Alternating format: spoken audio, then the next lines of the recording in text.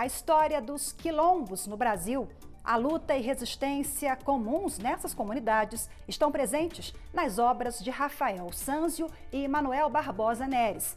Eles são os meus convidados do programa Iluminuras de hoje e ao longo desta edição vão fazer um panorama histórico e contemporâneo dos quilombolas.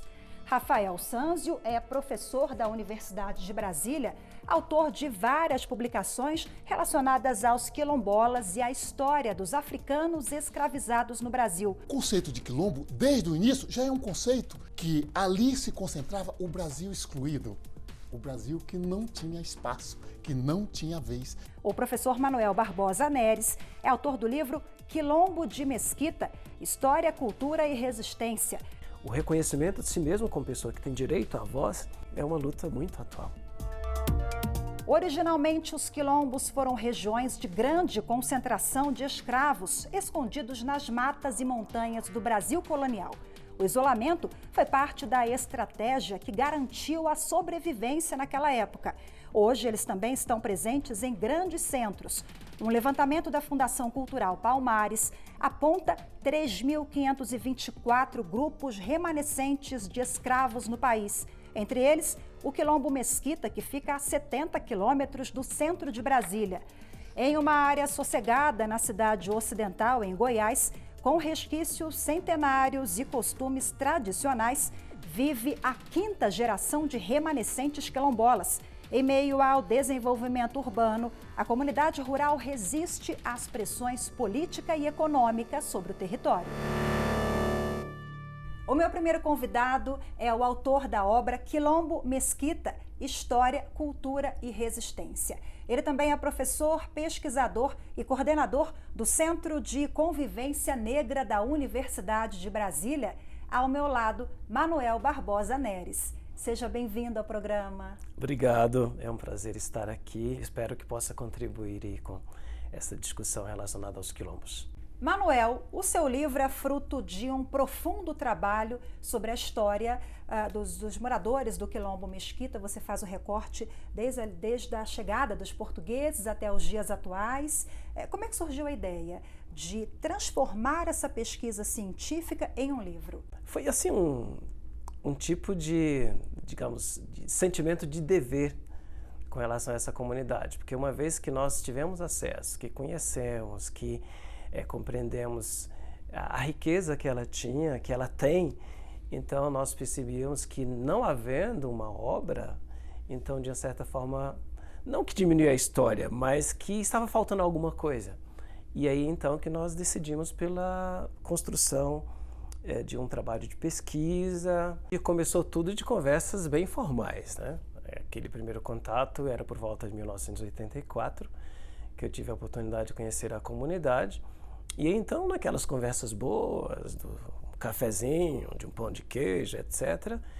E então a gente passava a ter aqueles primeiros contatos.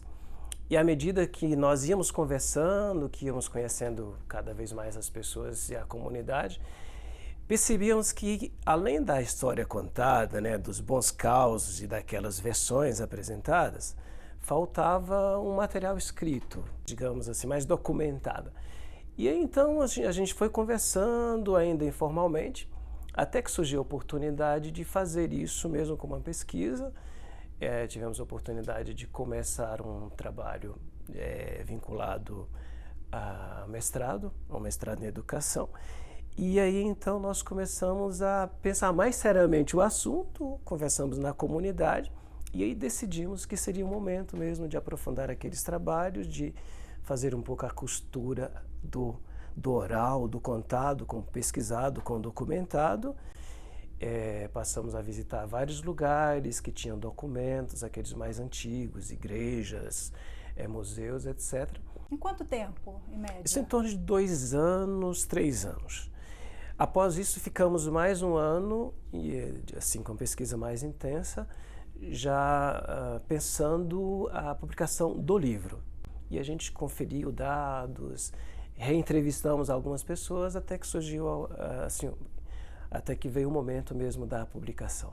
Manuel, e você fala com muita propriedade porque o Manuel é morador lá do Quilombo Mesquita, você começou a fazer a pesquisa, se apaixonou pela região e foi morar lá? Como é que foi essa história? Exatamente. Na verdade, tudo começou por esse primeiro contato que tive em 1984. E desde lá, então, né, a gente construiu um vínculo muito próximo, muito familiar. E então, a gente sempre conversava, muito curioso, e o pessoal sempre gosta, assim, de conversar bastante sobre o assunto, um bom papo, etc., tomar um cafezinho. E aí foi, assim, criando aqueles vínculos. Eu passei a ficar mais, assim, aos fins de semana, às vezes ficava sexta, sábado e domingo. E acabei morando mesmo. E qual que é o recorte do seu livro? Você começa lá atrás, na chegada dos portugueses até os dias atuais? Exatamente.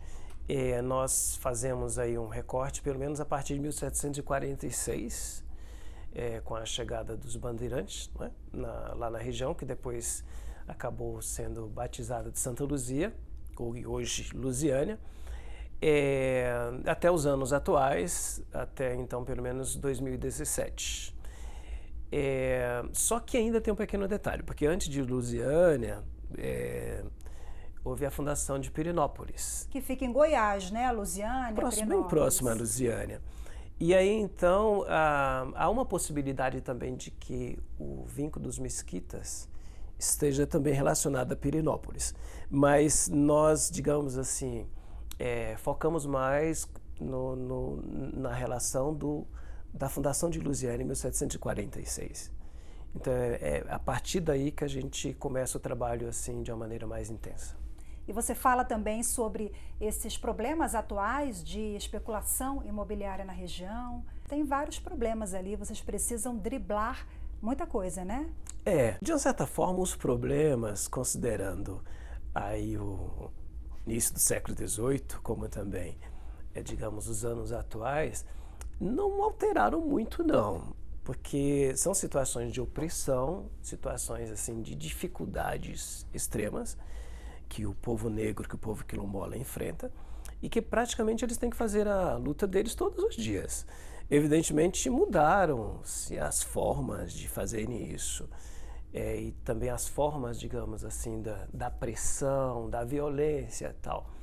Mas, objetivamente, a luta não tem tanta diferença, mudadas as ferramentas e as armas, né? Mas a luta hoje é muito intensa, seja no sentido mesmo de preservar uma propriedade, né? Ter direito a uma propriedade, como também ter o respeito como pessoa humana, como uma pessoa que tem uma identidade negra, que tem um vínculo cultural, que tenha seus saberes e seus valores, o reconhecimento de si mesmo como pessoa que tem direito à voz. Então isso é uma luta muito atual. Parece que no Quilombo Mesquita, eu estive lá há mais ou menos uns 2 anos, fazendo uma reportagem na região, eu me recordo que havia uma divisão entre moradores, né? Ainda existe isso? Sim, exatamente. Eu diria até que a gente encontra pelo menos 3 segmentos assim, vinculados à população local. Há um grupo que defende diretamente mesmo, né, que se afirma: nós somos quilombolas, esse território nos pertence, ele é resultado da luta de nossos ancestrais, nós herdamos isso e queremos defender, e que nossos filhos, nossos netos tenham direito a ele também, e que nós assim identificamos e queremos ser reconhecidos, nós exigimos que aqui seja tratado como quilombo e tal. Como também você encontra aqueles que são, nós não vemos sentido em ser quilombo hoje, e que essa história de quilombo é coisa do passado, e que de uma certa forma essas pessoas se afinam muito com aquelas entidades externas que são contrárias ao quilombo. E nós encontramos também aquelas pessoas que não querem, digamos, se comprometer muito. Olha, eu nem quero nem falar sobre isso, então a gente quer viver em paz, não queremos problema com ninguém. Então você tem essas várias situações. Mas o fato é que nós temos uma comunidade intensa e que vive esses momentos, e que, assim, evidentemente, todos os dias tem que lidar com esses conflitos. A que você atribui essa resistência em relação ao reconhecimento? Bem, eu acho que das razões para isso é o racismo histórico, né? Que então ele, de uma certa forma, interfere na própria pessoa em reconhecer a sua identidade e a se valorizar como pessoa. É um tipo de situação em que isso é introjetado. A violência externa, ela acaba sendo trazida para o interno e as pessoas, de uma certa forma, acabam reproduzindo isso. Mas nós também temos ações objetivas de desconstituição, de tentativa de desconstituição da história, da cultura, assim que se afirma, não, isso aqui nunca foi quilombo. A cultura que vocês têm não é a cultura de vocês, é a cultura de toda a sociedade brasileira. Então, ao invés de falar, por exemplo, de direitos quilombola, então é muito mais importante falarmos em direitos humanos, em direitos da pessoa. E, ao mesmo tempo, há pessoas, inclusive, contratadas para apresentar versões diferentes da história, trazendo um tipo de concorrência com a própria narrativa histórica. A sua obra traz ali na conclusão, chama atenção para essa conscientização à sociedade, esse reconhecimento de identidade. Aí nós fazemos questão de acentuar muito esse diálogo do quilombo, da comunidade quilombola, com a sociedade. Ou seja, anteriormente a sociedade, que de uma certa forma suportava, dava suporte ao governo, ela era uma sociedade racista, ela de alguma forma dava suporte para uma exploração em que o elemento raça estava, digamos, no centro do ser a ser explorado, né? Então era uma sociedade racista. Agora então nós temos um novo olhar com relação à própria sociedade, e a própria sociedade já questiona e já revê sua forma de lidar com essa situação. Agora ela tem a oportunidade de reconhecer os valores dos próprios negros, dessas próprias comunidades, dos valores que essas comunidades guardaram. Os quilombolas guardaram e as mantêm e as fortificam, mas a própria sociedade tem direito de acesso. Quando você, por exemplo, disponibiliza um elemento maravilhoso como a receita, como a festa, como essa do Marmelo que tivemos, como a festa do Ngolo que temos no mês de julho. São festas tradicionais, né, lá no Quilombo Mesquita. Tradicionais, né, que assim disponibilizam os valores, as receitas, os elementos culturais, as danças, as formas de produzir, né, de plantar, de colher, de criar novos produtos. Então, são coisas tradicionais que às vezes têm mais de 300 anos e que as pessoas têm acesso. De repente, se eles não estivessem lá, isso tudo teria se perdido. Então, por exemplo, o próprio que nós chamamos de quiabo de Angola, que é mais conhecido como hibisco e que lá eles cultivam há muitos anos, né, que faz muitas coisas interessantes, é exatamente uma riqueza africana que foi trazida ao país. A gente nem conhece, né, como hibisco, como... Quiabo de Angola. Então, se você falar quiabo de Angola, possivelmente ninguém vai saber. E na obra também você traz uma parte da história que é pouco divulgada, que é a participação dos moradores lá do Quilombo Mesquita na construção de Brasília. Participação essa fundamental, né? Exatamente. Eles foram dos pioneiros mesmo, seja do momento da acolhida, né, dos primeiros representantes do governo federal a chegarem aqui, e que depois então eles acompanharam no processo de demarcação, depois atuaram na construção e em vários outros momentos que eles foram ativos com relação à construção.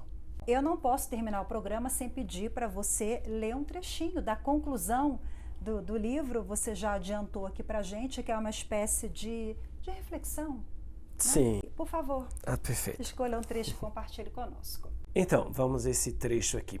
Por fim, o reconhecimento definitivo do Quilombo Mesquita, além de contribuir para o aumento da autoestima dos quilombolas, carrega em si um extraordinário potencial agregador traduzido em relações de intercâmbios, turismo, pesquisa, comércio e outros mais.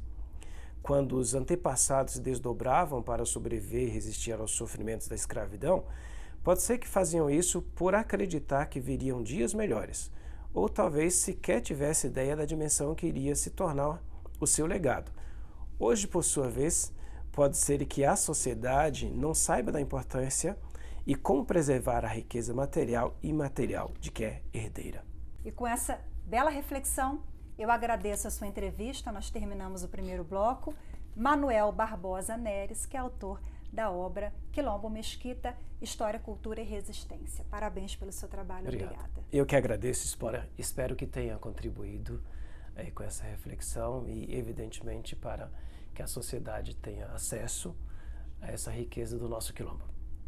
O programa agora faz uma breve pausa. A seguir, eu converso com o geógrafo e pesquisador Rafael Sanzio, autor de várias publicações sobre a história dos quilombos no Brasil. Até já!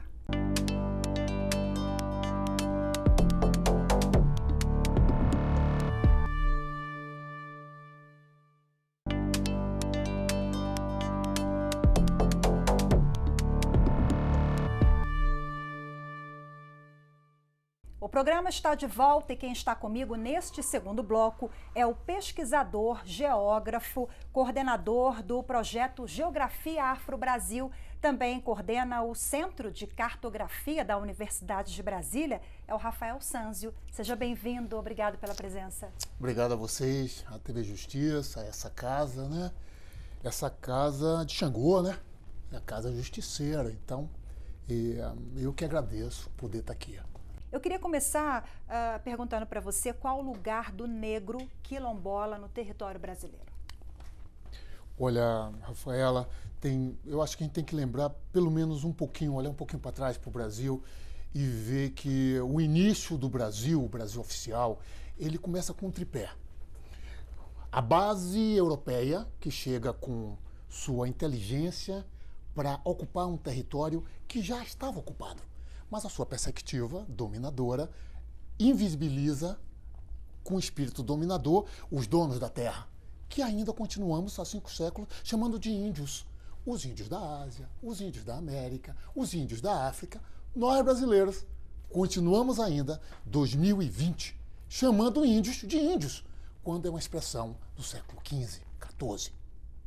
E a base africana, no tripé, vários grupos étnicos, vários povos, várias matrizes tecnológicas vão alimentar esse novo território, que era para ir até onde está, na grande linha, onde está Pirinópolis, o Tratado de Tordesilhas. O Brasil era país só até ali. Mas o Brasil vai além. O Brasil vai até onde hoje está o quê? A fronteira do Mato Grosso, a fronteira colado com o Paraguai. O Brasil se expande. Quem ajuda nessa expansão? Esse tripé. Então, quando eu falo, ou a história oficial fala, a própria geografia fala, dos bandeirantes, quem são os bandeirantes? Quem estava com um bandeirante? Só aparece um bandeirante europeu. Mas ali estava a base africana e estava a base do povo da terra, que pela latitude conhecia os trópicos e é quem vai fazer com que esse território expanda. Aqui água dá para beber, aqui tem alimento, aqui tem ouro, aqui tem pedra preciosa. Então, muito desses povos, os africanos, vão constituir quilombos ao longo desse Brasil oficial e do Brasil que vai se expandir. Tanto que os territórios quilombolas contemporâneos estão em todo o território nacional. Não estão localizados em um único ponto. Então, o lugar dele, em primeiro lugar, é o reconhecimento de que eles fazem parte da formação territorial do Brasil. Se não houvesse os quilombos e os povos africanos, o Brasil jamais teria essa dimensão continental que temos. O lugar, então, merece uma oficialidade, mas, entretanto, é invisível há 5 séculos. Vamos olhar os compêndios escolares. Vamos olhar os compêndios da história oficial. Qual o lugar da população, dos sítios, do ser quilombola, que não é só um homem? Tem mulheres, tem crianças. Então, isso é uma pendência ainda na nossa historicidade, no Brasil oficial.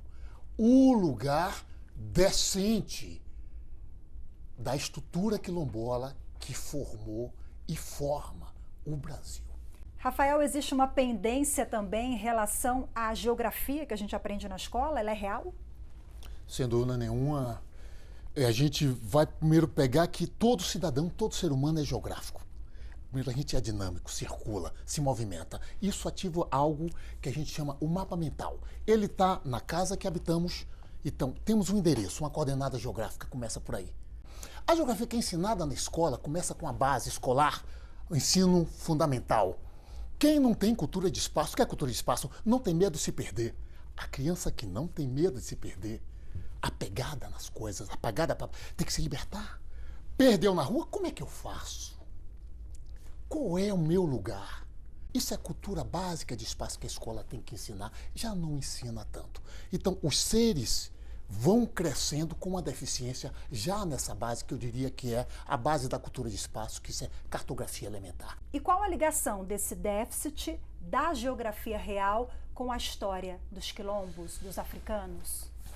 Aí nós temos duas coisas, porque tem uma história oficial e tem uma geografia oficial. A geografia oficial evoluiu muito bem, como a história oficial também evoluiu muito bem ao longo do Brasil Colônia, do Brasil Império, sobretudo. Na República tem uma queda. A geografia ensinada no Brasil, no início do século XX, ainda os atlas eram em francês. Era um ensino primoroso, porque geografia era poder. Entretanto, a geografia deixou de ter poder já na República. É precário. A geografia que é ensinada é cheia de estereótipos, de imagens preconceituosas, e não tem lugar para o Brasil africano. Não é só dos quilombos, é mais além. A estudante negra não se vê no livro didático como alguém inserido na sociedade. Então, o Brasil africano não aparece realmente nos compêndios escolares brasileiros. Isso é outra pendência estrutural, porque quem perde? Todos nós. Não é só a população negra que está perdendo, por não ser informada devidamente.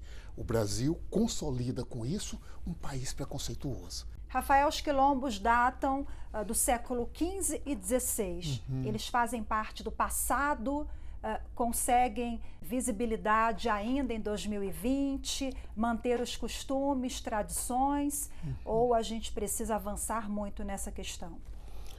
Vamos pegar o final da sua fala, nós precisamos avançar muito. Ou seja, o Brasil tem trabalho a fazer. Vários segmentos do Brasil, não falo de um apenas. Eu acho que sua questão me traz pelo menos 3 pontos. O primeiro ponto é que o primeiro grande quilombo, o quilombo é uma contradição dentro do sistema inicial, mercantilista, capitalista do Brasil. É o sistema que diz que não era para ocorrer aquilo. O quilombo de Palmares, na Serra da Barriga, na metrópole Recife, que disputava com Salvador de Bahia a geopolítica do poder espacial, de dominação e de controle no Nordeste brasileiro, as pesquisas arqueológicas mostram algo muito interessante. Muitos guerreiros africanos, muitas ossadas de mulheres indígenas, e a forma como os homens e todos eram enterrados da maneira indígena, grandes potes. E registros de brancos excluídos do sistema também lá. Então, no quilombo de Palmares, nós temos o tripé do Brasil real. Lá estava a matriz africana, a matriz indígena e a matriz europeia. Então, o conceito de quilombo, desde o início, já é um conceito que merece ter, que ali se concentrava o Brasil excluído. O Brasil que não tinha espaço, que não tinha vez, que não conseguia se relacionar com o sistema dominante da colônia. Isso é bom para a gente ver a relevância dos quilombos do passado e dos quilombos do presente, porque eu vou na comunidade quilombola, como Mesquita, que estava aqui há pouco tempo. Eu vou encontrar brancos, vou encontrar pessoas com expressões indígenas e vou encontrar expressões negras. O quilombo do passado está presente no quilombo do presente. Então, este elo é algo que nos deveria engrandecer. Entretanto, o sistema usa isso como algo para descaracterizar um quilombo. Mas aqui tem muito branco. As casas não são mais iguais. O quilombo tinha que ficar congelado no século XVI. Todo mundo maltrapilho. Todo mundo dentro de uma concepção visual enquadrada, colonial e preconceituosa. Isso é parte do preconceito. O que é um preconceito? Preconceito é um conceito errôneo. Por exemplo, a escola, está lá as crianças brincando, a meninada, 6, 7 anos, que é quando se instala um conceito diferente do que a estrutura lhe oferece. Então parece lá um meninozinho, uma menina, um menino negro, normal, uma meninazinha com seu cabelo trançado, como está, ou uma criança oriental, ali está a semente. Se não se cuida nesse momento, o preconceito de alguém que está aqui, toda meninazinha com esse cabelo é nojenta ou é fedendo. Isso a criança tem 7 anos. Vira um adolescente de 15 anos. E aí olha de novo na rua, uma moça, mulher, com o cabelo trançado, automaticamente na cabeça vem aquela mulher fedendo. Vira uma senhora de 70 anos e continua olhando uma pessoa com essa informação que está no cérebro como alguém que fede. Esse é o dano do preconceito. É o dano de uma vida. É algo que limita a todos, porque todos são danificados. E aí, os quilombos, se conseguem sobreviver, mesmo excluído em 5 séculos, pela sua capacidade, seus conhecimentos tecnológicos, culturais, de identidade que o sustentam. Por exemplo, esse livro aqui, Territorialidade Quilombola, nós temos, é um exemplo de vários outros pulverizados por todo o país. Me mostra aqui o mapa do território quilombola de Dona Lió. Quem é Dona Lió? A matriarca, a dona do seu terreiro. Terreiro quilombola de Dona Lió. Aqui está a casa Dona Lió, com seu quarto do santo. Aqui está o quê? Sua cozinha, onde ela faz seus alimentos. Aqui o galpão da farinha, onde toda a família, filho, netos, bisnetos, se reúnem para ajudar. Aqui está o quê? O lugar onde é guardado a farinha excedente para trocar por o que ela não produz. Aqui onde ela cozinha e assa os bolos dela, os biscoitos. Aqui o lugar das galinhas, o lugar da carne seca. O território Dona Lió tem 300 anos. Então, os quilombos brasileiros é um componente real do território, é um fato que nos traz a grandiosidade da resistência, a grandiosidade da sobrevivência de um Brasil do passado que continua invisível no presente e nos traz também o melhor da tecnologia dos trópicos que desenvolveu o Brasil. O que é a farinha, o que é o açúcar, o que é o charuto que concorreu com Cuba. Lá tem algo que só é encontrado lá, no popular. Riqueza também, riqueza histórica. Sem dúvida. Nas suas obras. Perfeito. Então temos várias editoras procuraram e falaram que não era da linha editorial.